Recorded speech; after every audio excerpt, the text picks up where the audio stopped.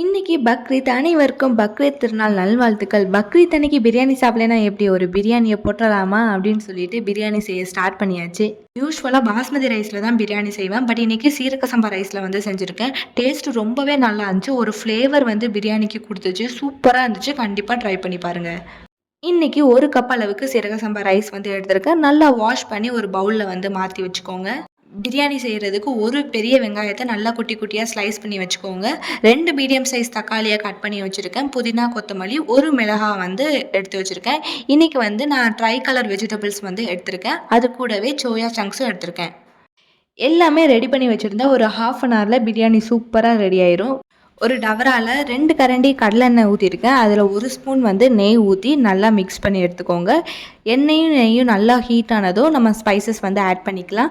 நான் இஞ்சி பூண்டு அரைக்கும் போதே கொஞ்சம் ஸ்பைசஸ் வந்து போட்டு தான் அரைச்சிருக்கேன். ஸோ இதில் ஸ்பைசஸ் வந்து நான் கொஞ்சோண்டு தான் ஆட் பண்ணுறேன். ஸ்பைசஸ்னால் நல்லா ஃப்ரை ஆனதும் நம்ம வெங்காயத்தை ஆட் பண்ணிக்கலாம். வெங்காயம் வந்து நல்லா கோல்டன் ப்ரௌன் கலரில் வரணுங்க. ஏன்னா வெங்காயம் நல்லா வதங்கினா தான் டேஸ்ட்டே கொடுக்கும். இந்த அளவுக்கு நல்லா கோல்டன் ப்ரௌன் கலரில் ஃப்ரை ஆகணும். இப்போ நம்ம இஞ்சி பூண்டு பேஸ்ட்டு, மிளகாய், புதினா, கொத்தமல்லி எல்லாத்தையும் ஆட் பண்ணி நல்லா வதக்கிக்கலாம். நல்லா வதங்கினதும் இதில் நம்ம 2 மீடியம் சைஸ் தக்காளியை கட் பண்ணி வச்சுருக்கோம்ல, அதையும் நம்ம ஆட் பண்ணி நல்லா ஒரு தொக்கு கன்சிஸ்டன்சிக்கு வரதாண்டியும் நல்லா ஃப்ரை பண்ணி எடுத்துக்கோங்க. தக்காளி நல்லா 50% வதங்கினதும் நம்ம கட் பண்ணி வச்சுருக்க வெஜிடபிள்ஸ்லாம் ஆட் பண்ணிக்கலாம். நான் இன்றைக்கி ஒரு கேரட், ஒரு 4-5 பீன்ஸ் வந்து கட் பண்ணி வச்சுருந்தேன். ஒரு பொட்டேட்டோவை நல்லா ஸ்லைஸாக கட் பண்ணி வச்சு இதில் ஆட் பண்ணியாச்சு. வெஜிடபிள்ஸ் நல்லா குக் ஆனது நம்ம மசாலாஸ்லாம் ஆட் பண்ணிக்கலாம்.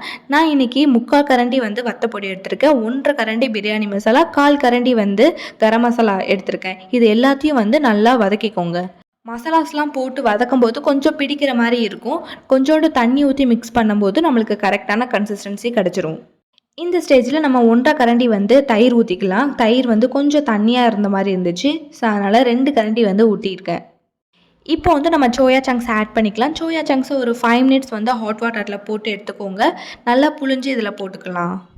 எல்லாமே நல்லா வதங்கி ஒரு கிரேவி கன்சிஸ்டன்சிக்கு வந்துடுச்சு. இப்போ நம்ம தண்ணி வந்து ஆட் பண்ணிக்கலாம். நான் இன்றைக்கி 1 கப் அளவுக்கு அரிசி எடுத்திருக்கேன். அப்போனா 2 கப் அளவுக்கு வந்து தண்ணி எடுத்துக்கணும். இது நீங்கள் வீட்டில் செய்கிற அரிசியாக இருந்துச்சுன்னா 3 கப் அளவு தண்ணி ஊற்றணும். தண்ணி ஊற்றினதுக்கப்புறம் நான் கொஞ்சோண்டு லெமன் ஜூஸ் வந்து ஆட் பண்ணியிருக்கேன். அப்போ தான் வந்து நல்லா உதிரியாக வரும். கொஞ்சம் புளிப்பு கன்சிஸ்டன்சிக்காக நான் கொஞ்சோண்டு லெமன் வந்து ஊற்றிருக்கேன்.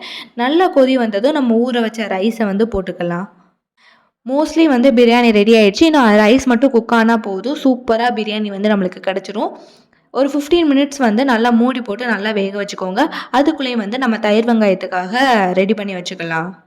நான் இன்றைக்கி ஒரு பெரிய வெங்காயத்தை நல்லா குட்டி குட்டியாக கட் பண்ணி வச்சுருக்கேன். கொஞ்சோண்டு தயிரில் பெரிய வெங்காயம், உப்பு, தேவையான மல்லிச்செடி எல்லாமே போட்டு நல்லா மிக்ஸ் பண்ணி எடுத்தால் சூப்பரான தயிர் வெங்காயம் ரெடி ஆயிடுச்சு. இப்போ வந்து 15 மினிட்ஸ்க்கு அப்புறம் பார்க்கும்போது பிரியாணி வந்து இந்த மாதிரி தான் இருக்குது. கொஞ்சம் வந்து தண்ணியாக இருக்குது. இந்த ஸ்டேஜில் தான் நம்ம வந்து தம் போடணும். இந்த தோசைக்கல் வந்து நாங்கள் பிரியாணி பண்ணுறதுக்கு மட்டும்தான் யூஸ் பண்ணுறோம். அதனால் கொஞ்சம் அடி வாங்கி தான் இருக்கும். அட்ஜஸ்ட் பண்ணிக்கோங்க. இப்போ அந்த பிரியாணி சட்டியை தூக்கி தோசைக்கல்ல வந்து வச்சுருங்க. ஒரு கரண்டி வந்து நெய் ஊற்றியிருக்கேன். கொஞ்சோண்டு புதினா, கொத்தமல்லி போட்டு நல்லா க்ளோஸ் பண்ணி வச்சுக்கோங்க. அதுக்கு மேலே வெயிட் வைக்கிறதுக்காக நான் வந்து இஞ்சி தட்டுற கல்லை வந்து வச்சுருக்கேன். நீங்கள் ஒரு பாத்திரத்தில் தண்ணியை வச்சு கூட வைக்கலாம். ஒரு 10 மினிட்ஸ் வந்து அப்படியே சிம்மில் வச்சு நல்லா வேக வைங்க. சூப்பரான பிரியாணி வந்து ரெடி ஆயிரும். இப்போ வந்து 10 மினிட்ஸ் ஆயிடுச்சு. நம்ம ஓப்பன் பண்ணி பார்க்கலாம் எப்படி இருக்குன்னு. ஓப்பன் பண்ணும்போதே ஸ்மெல்லு சும்மா தூக்குச்சு. பாருங்கள் எவ்வளோ சூப்பராக இருக்குன்னு. கண்டிப்பாக உங்கள் வீட்டில் இதே மாதிரி ட்ரை பண்ணி பாருங்கள். டேஸ்ட்டு ரொம்பவே நல்லாயிருக்கும். எப்பயும் பிரியாணி செய்கிறதோட இன்றைக்கி வந்து கொஞ்சம் நல்லாவே வந்துச்சு. நல்ல உதிரியாக பிரியாணி இருந்துச்சு. இன்னும் வெயிட் பண்ண முடியாது. பிரியாணியோட ஸ்மெல் வேறு ரொம்ப இழுக்கே சட்டுப்புட்டுன்னு சாப்பிட ஆரம்பிப்போம்னு சொல்லிட்டு ஒரு பிளேட்டில் கொஞ்சோண்டு போட்டு தயிர் வெங்காயத்தையும் வச்சு சாப்பிட்டா அவ்வளோ டேஸ்ட்டு. சூப்பராக இருந்துச்சு. இதே மாதிரி வேறு இன்னும் ரெசிபிலாம் உங்களுக்கு ட்ரை பண்ணி பார்க்கணுன்னு சொல்லிட்டு கமெண்ட் பாக்ஸில் கமெண்ட் பண்ணுங்கள். கண்டிப்பாக நானும் ட்ரை பண்ணி காட்டுறேன்.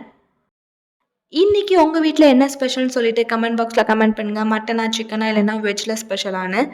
இன்றைக்கி உங்களுக்கு யாருக்காவது பிரியாணி கிடச்சிச்சான்னு சொல்லிட்டும் கமெண்ட் பாக்ஸில் கமெண்ட் பண்ணுங்கள். Until then, bye from Cooking Time. Bye.